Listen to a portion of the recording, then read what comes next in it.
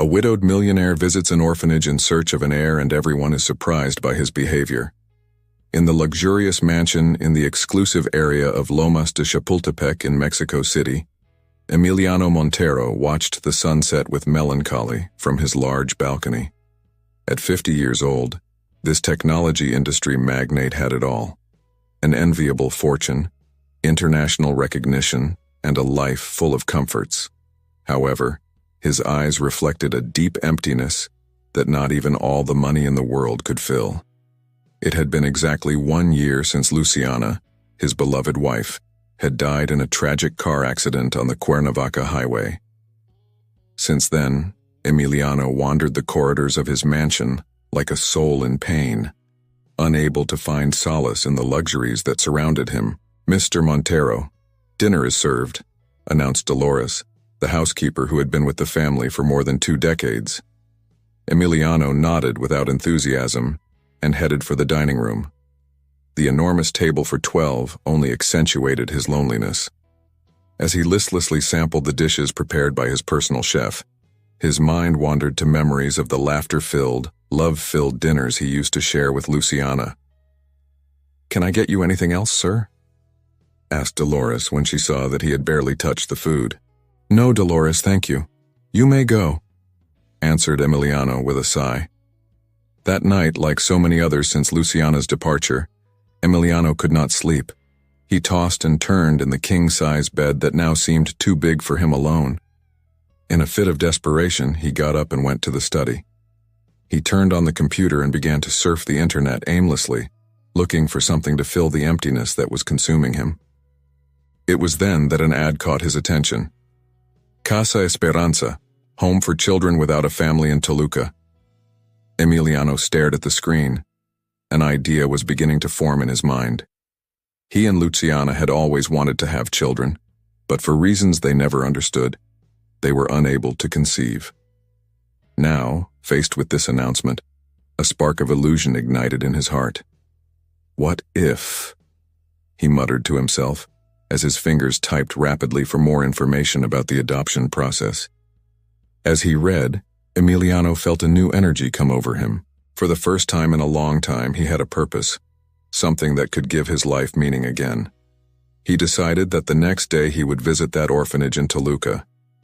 Perhaps, he thought, he could offer some child the home and love he so longed to give. With this resolution, Emiliano finally fell asleep, dreaming of the possibility of a new family and a less lonely future.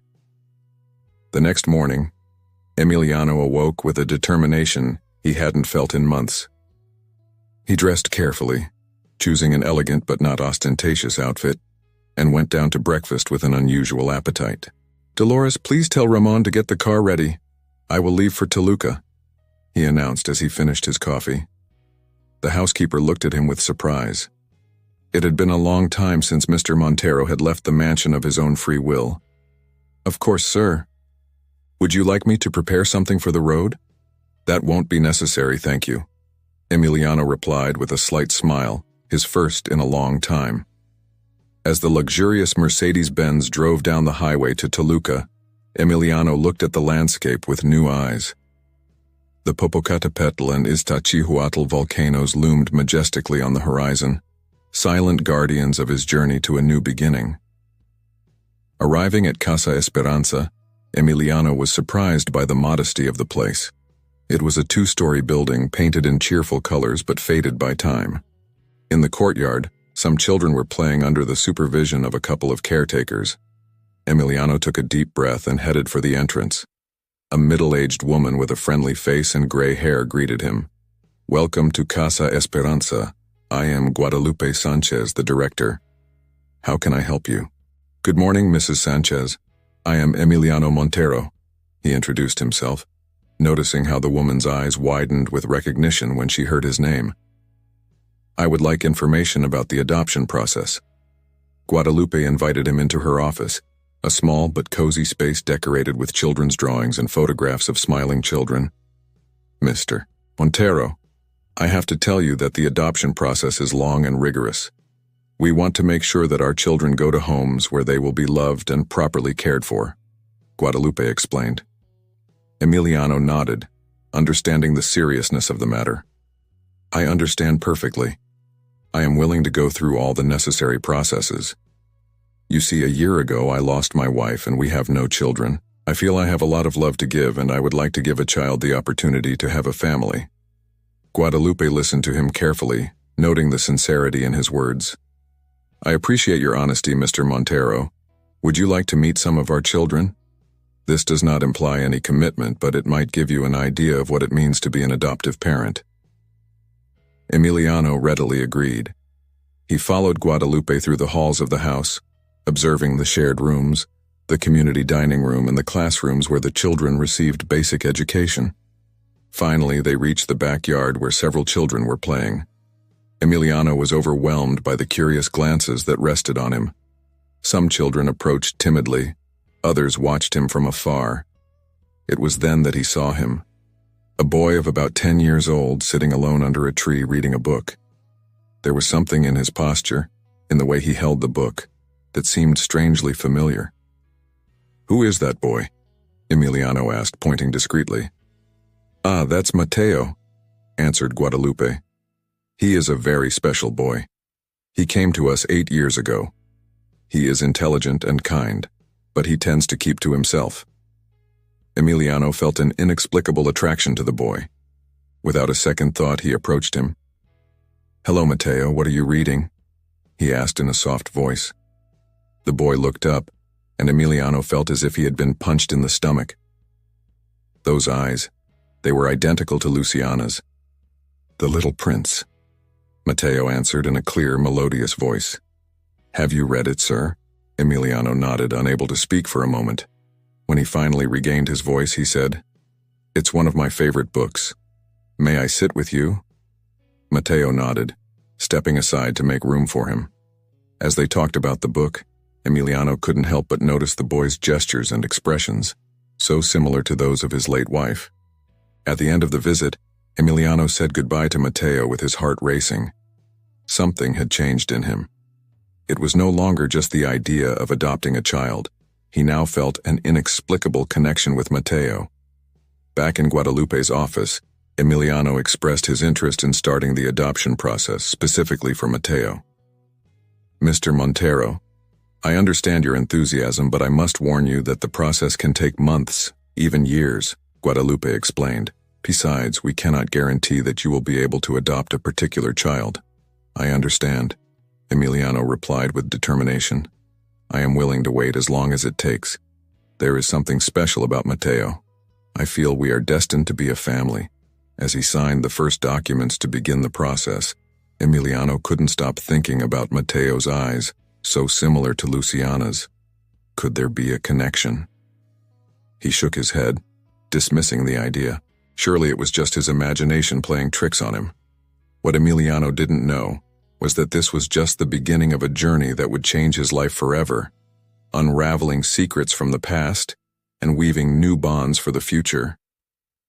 The days following his visit to Casa Esperanza passed like a whirlwind for Emiliano.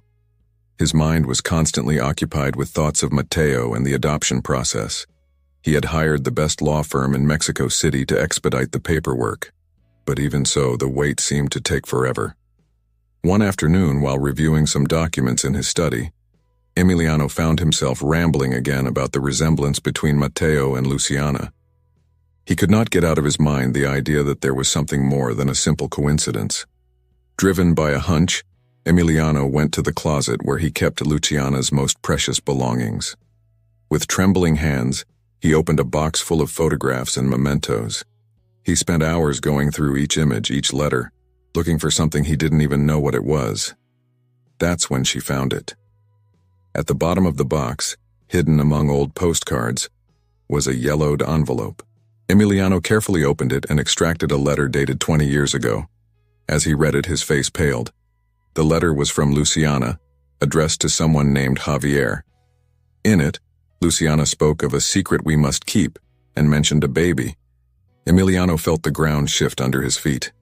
Had Luciana had a child before she met him? With his heart racing, Emiliano continued to investigate.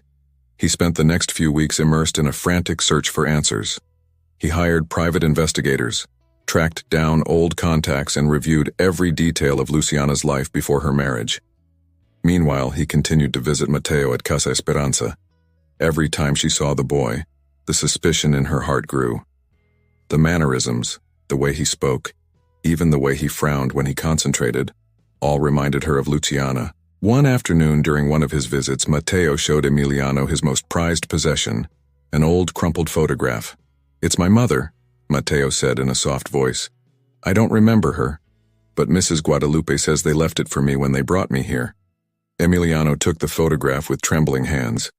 It was Luciana, younger but unmistakably her. At that moment, all the pieces fell into place. That night, in the solitude of his mansion, Emiliano faced the truth he had discovered.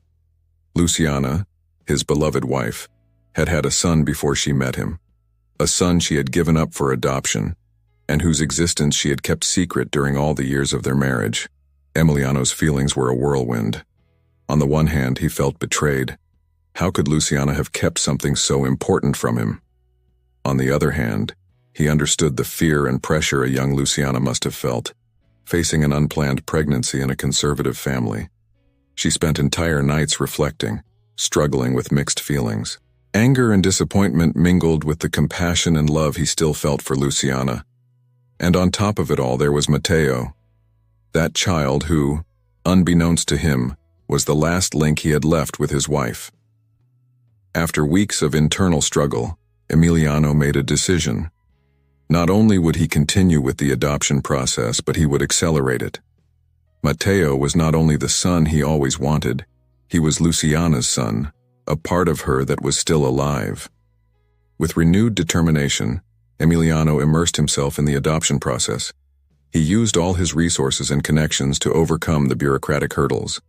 At the same time, he began to prepare his home and his life for Mateo's arrival. However, Emiliano was aware that it would not be an easy road. How would he explain to Mateo the truth about his origin? How would he handle the inevitable questions about Luciana and the past? Meanwhile, at Casa Esperanza, Mateo was experiencing his own changes.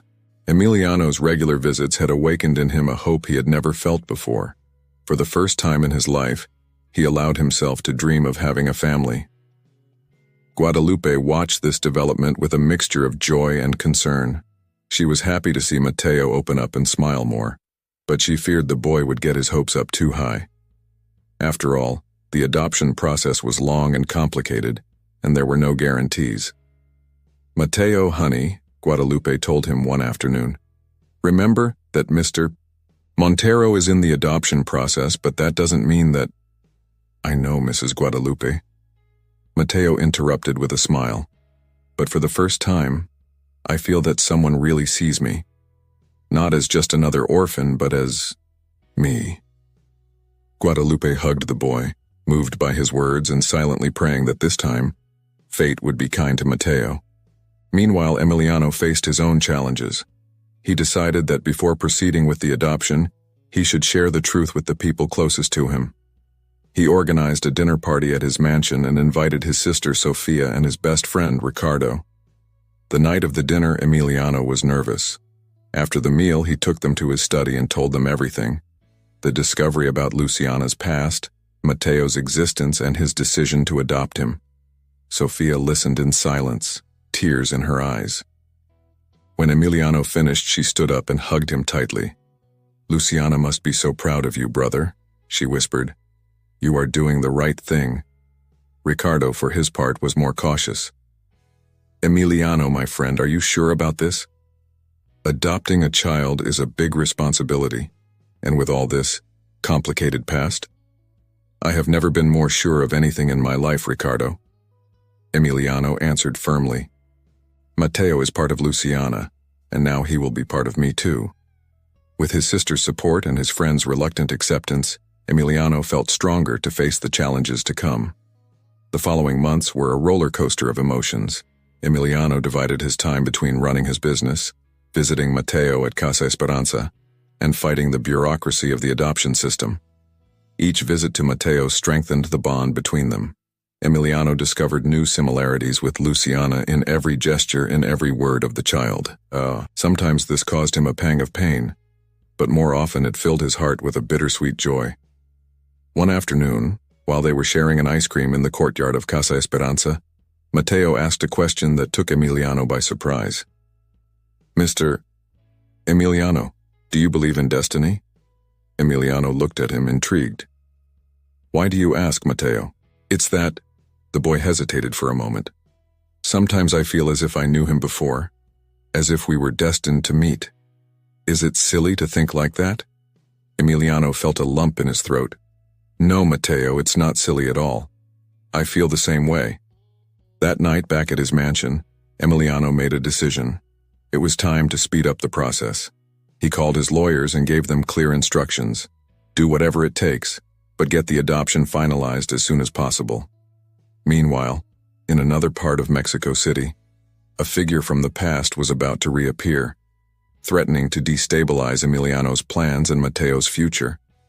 Javier Robles, the man mentioned in Luciana's letter, had returned to Mexico after years abroad.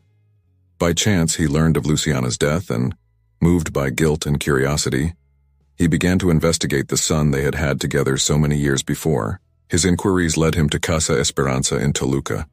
With his heart racing, Javier showed up one morning at Guadalupe Sanchez's office. "Good morning, Mrs. Sanchez," he said in a trembling voice. "My name is Javier Robles, and I think my son might be here. I think my son might be here."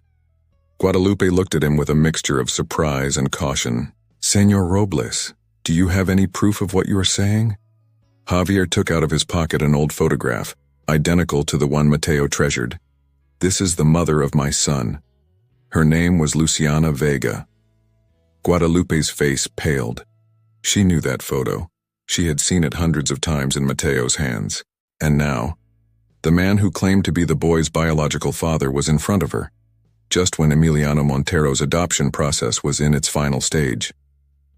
The orphanage director was faced with an ethical and legal dilemma that could change the fate of everyone involved. What should she do? Inform Emiliano, tell Mateo, or keep the secret and go ahead with the adoption? While Guadalupe struggled with these questions, Emiliano and Mateo, oblivious to the coming storm, continued to build their relationship, dreaming of the future they would share as father and son. The news of Javier Robles' appearance fell like a bombshell in the quiet routine that had been established between Emiliano and Mateo.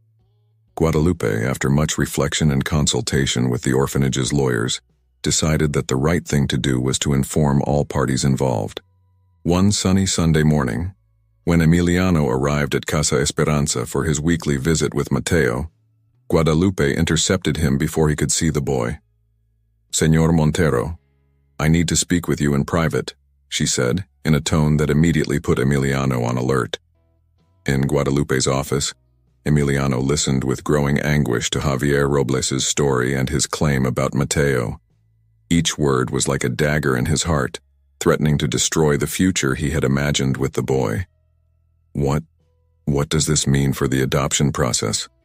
Emiliano asked, his voice barely a whisper. Guadalupe sighed deeply. "Legally, if it is confirmed that Mr. Robles is Mateo's biological father, and he decides to claim his parental rights, he could stop the adoption." Emiliano felt the world collapsing around him. All his plans, all his hopes seemed to vanish in an instant. But then he thought of Mateo, of the connection they had formed, of the unspoken promise he had made to give him a home. "No," she said firmly, surprising Guadalupe. "I will not give up on Mateo. I will fight for him if I have to." Meanwhile, oblivious to the storm that loomed over his future, Mateo waited anxiously in the courtyard. When he finally saw Emiliano leave Guadalupe's office, he noticed immediately that something was not right. "Is something wrong, Mr. Emiliano?" asked the boy, his voice tinged with concern. Emiliano knelt down in front of Mateo, placing his hands on the boy's shoulders. "Mateo, there is something important I need to tell you. But first I want you to know that no matter what happens, I'm here for you. Do you understand?"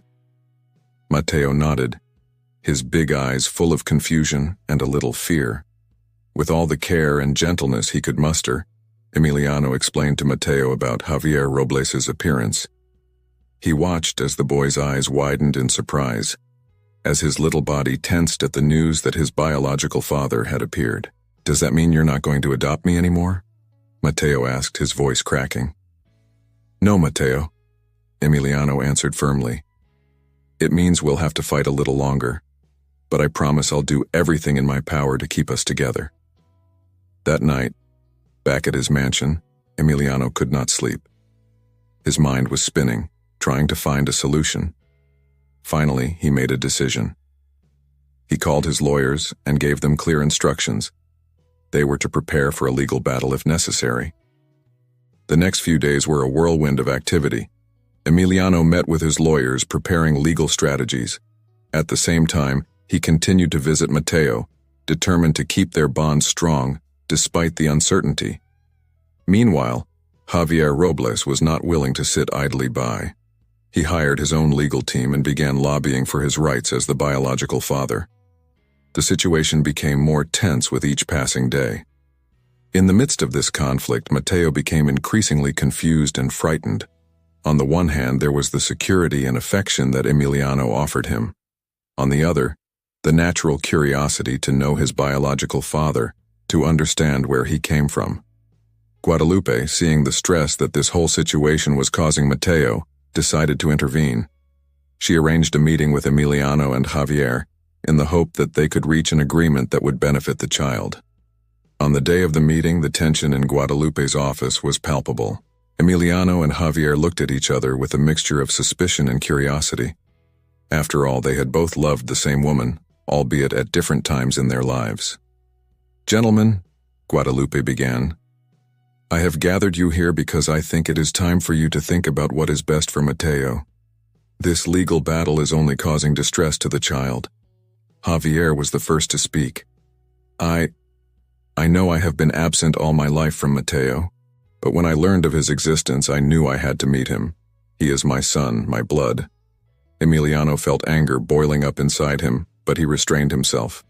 "Mr. Robles, I understand your position, but Mateo needs stability. He needs a home. I've been building a relationship with him for months. I know him, I know what he likes, what scares him. Can you say the same?" The discussion went on for hours. There were moments of tension, moments of pent-up emotion.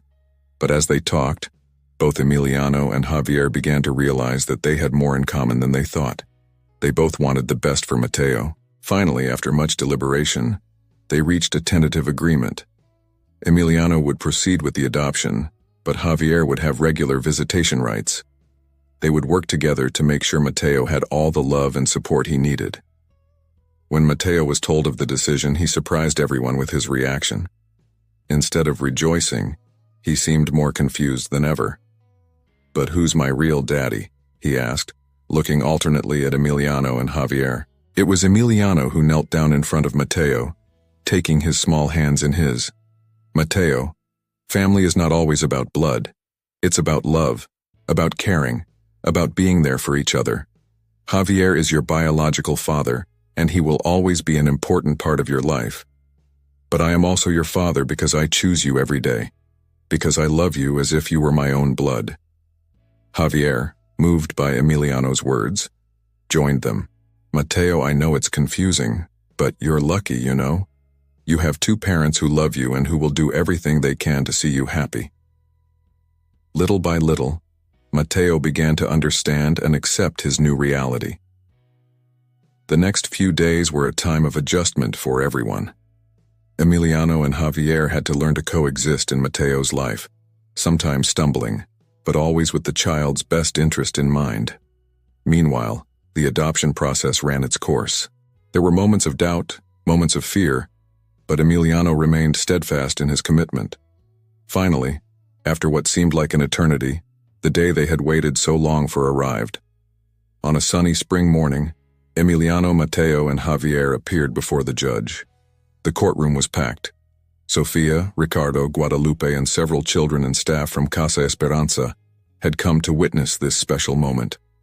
When the judge pronounced the words that made the adoption official, Emiliano felt his heart would burst with happiness. He hugged Mateo, now officially his son, with tears in his eyes. "Welcome home, my son," he whispered.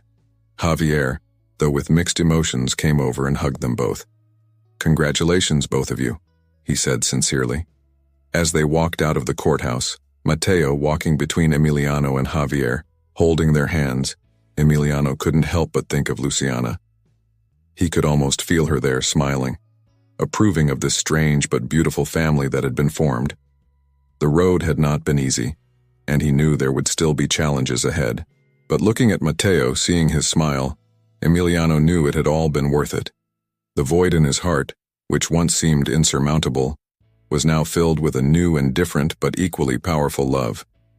That night, at the Montero mansion, there was a great celebration. Friends, family, and loved ones gathered to officially welcome Mateo into the family. Amid laughter, music, and congratulations, Emiliano watched his son move with increasing confidence among the guests. At one point during the party, Emiliano found himself alone with Javier on the terrace. Both men looked at each other, aware of how much their relationship had changed in such a short time. "Thank you," Javier finally said, breaking the silence. "For loving Mateo, for giving him the home I could not." Emiliano nodded, feeling that he could finally see Javier not as a rival but as an ally in Mateo's well-being.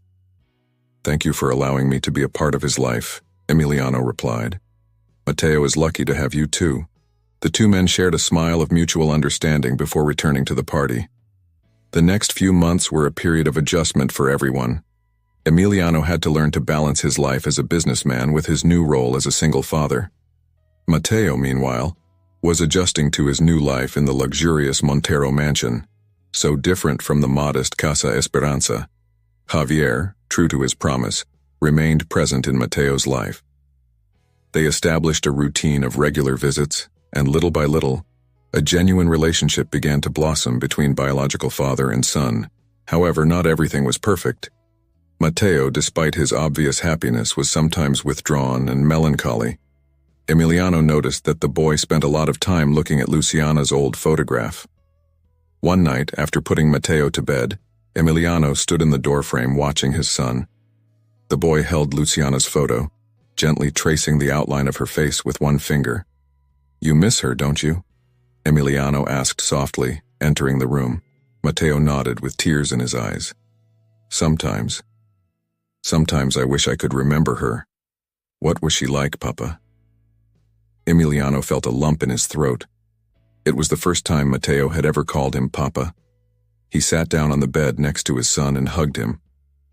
"Your mother was the most wonderful person I've ever known," he began, his voice charged with emotion. She was kind, intelligent, and had a laugh that could light up a room. For the next hour, Emiliano shared stories about Luciana with Mateo. He talked about how they met, about their walks through Coyoacán, about how she loved to dance in the rain. With each story, Mateo seemed to absorb a little more of the essence of the mother he never knew. "Do you think she would be happy that we are together?" Mateo asked at last, his eyes heavy with sleep. Emiliano kissed his son's forehead. "I'm sure she's smiling down from heaven, honey." That night marked a turning point in their relationship. Mateo began to open up more, to ask more questions about his mother and about his own history. Emiliano, with occasional help from Javier, struggled to answer honestly, tailoring the answers to what a boy Mateo's age could understand. Meanwhile, life went on. Emiliano immersed himself in his role as a father with the same enthusiasm and dedication he put into his business. He learned to make pancakes on Sunday mornings, bandage scraped knees, and chase imaginary monsters out from under the bed. Javier, for his part, found his place in this unconventional family dynamic. His visits became expected moments for both Mateo and himself. Sometimes he would take Mateo to soccer games or to the movies. Other times they would simply spend the afternoon playing in the park. One day, while Emiliano was working in his studio, he heard laughter coming from the garden. Looking out the window, he saw Mateo and Javier playing soccer. For a moment, he felt a pang of jealousy, but then he realized how lucky Mateo was to have so much love in his life. As time passed, Emiliano began to notice changes in himself. He no longer felt lonely or empty. His life, which once seemed to lose all meaning with Luciana's death, was now full of purpose and joy. However, not everything was rosy. There were challenges, like the first time Matteo had a nightmare and Emiliano didn't know how to comfort him. Or when the boy had his first fight at school, and Emiliano had to learn to be firm while remaining understanding. One afternoon, while helping Matteo with his math homework, Emiliano realized how much he had grown as a father. "Dad," Matteo said suddenly, putting down his pencil, "do you think I'll ever have a mother?" The question took Emiliano by surprise. He had never considered the possibility of falling in love again after Luciana. "I don't know, son," he answered honestly. "But what I do know is that you and I are a family, with or without a mother. Is that okay?" Matteo smiled and nodded, returning to his task. But the question kept echoing in Emiliano's mind. That night, after putting Matteo to bed, Emiliano found himself looking at old photos of Luciana. For the first time in a long time, he didn't feel pain when he looked at them. Instead, he felt gratitude for the time they shared, and for the gift she had left him in Matteo. "Thank you, my love," she whispered to the photograph. "Thank you for showing us the way to each other." As the months passed, the relationship between Emiliano and Matteo grew stronger every day. Javier remained a constant and positive presence in their lives. The Montero mansion, which once seemed too big and empty, was now full of life and laughter. Emiliano had learned that love can come in the most unexpected ways, and that family does not always fit conventional definitions. With Matteo, he had found a new reason to live, to love, to move forward. And so day by day they built their new life together, facing the challenges that came their way and celebrating the small victories. The shadow of the past no longer weighed so heavily on them, and the future, though uncertain, seemed bright and full of possibilities.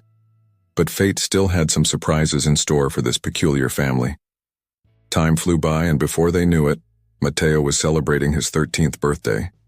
The Montero mansion was filled with balloons, streamers, and the hustle and bustle of dozens of excited teenagers. Emiliano watched proudly as his son, now a tall young man with an easy smile, interacted with his friends. Javier was also present at the celebration, bringing with him a special gift, a photo album he had created, filled with images of Luciana in her youth. Matteo received the gift with tears in his eyes, hugging both parents tightly. However, life was about to take an unexpected turn. A few weeks after the party, Emiliano received a call that would change everything. "Mr. Montero," said the voice on the other end of the line. "This is Dr. Alejandro Vega from the General Hospital of Mexico. We have a patient here who claims to be the sister of your late wife, Luciana Vega. She is gravely ill and has asked to see you and your son." Emiliano felt the world stop. A sister of Luciana's. In all their years together, Luciana had never mentioned having siblings. With his heart racing, he agreed to visit the hospital that same afternoon. She decided not to say anything to Matteo until she knew more about the situation. She called Javier and asked him to watch the boy while he went to the hospital. Javier, sensing the urgency in Emiliano's voice, asked no questions and agreed immediately. At the hospital, Emiliano was taken to a private room. There, on a bed surrounded by machines and monitors, lay a woman who was the spitting image of Luciana, only a few years older. Her name was Carmen Vega. "Emiliano," the woman whispered in a weak voice, "thank you for coming. I know you must have many questions." Over the next few hours, Carmen told Emiliano a story that stunned him. She and Luciana were actually identical twins, separated at birth due to family complications. Carmen had been raised by aunts and uncles in Guadalajara, while Luciana stayed with her parents in Mexico City. The sisters had been reunited shortly before Luciana met Emiliano, but had decided to keep their relationship a secret due to long-standing family tensions. Carmen explained that she respected Luciana's wish not to involve Emiliano in this complicated family history. "But now," Carmen said, her voice cracking with emotion, "I'm running out of time. I have a terminal illness, and..." She paused, gathering her strength. "I have a daughter, Aurora. She is the same age as Matteo. She has no one else in the world." Emiliano felt short of breath. Not only was he discovering that Luciana had a twin sister, but now there was a niece. a cousin for Matteo who needed a home. "What are you asking, Carmen?" Emiliano asked, although deep down he already knew the answer. "I know it's a lot to ask," Carmen answered, tears rolling down her cheeks. "But could you take care of Aurora when I'm gone? She is all I have left of Luciana, of our family." Emiliano left the hospital that night with his head spinning. How was he going to explain all this to Matteo? And to Javier? Was he prepared to take care of another child, especially a teenager? When he got home, he found Matteo and Javier playing video games in the living room. The scene of normalcy contrasted sharply with the whirlwind of emotions he felt inside. "Matteo, Javier," she said, her voice more serious than she intended. "We need to talk." For the next hour, Emiliano told them everything he had discovered. He saw Matteo's eyes widen in amazement as he heard about his aunt and cousin. Javier, for his part, listened in silence, his face a mask of worry. "So, I have a cousin? And is she coming to live with us?" Emiliano looked at Javier, seeking some kind of guidance. The other man nodded slightly, giving him his silent support. "Yes, if we all agree," Emiliano replied. "I know it's a big change, but—" "It's great," Matteo interrupted, surprising both adults. "I've always wanted a sister. Well, a cousin is almost the same thing, isn't it?"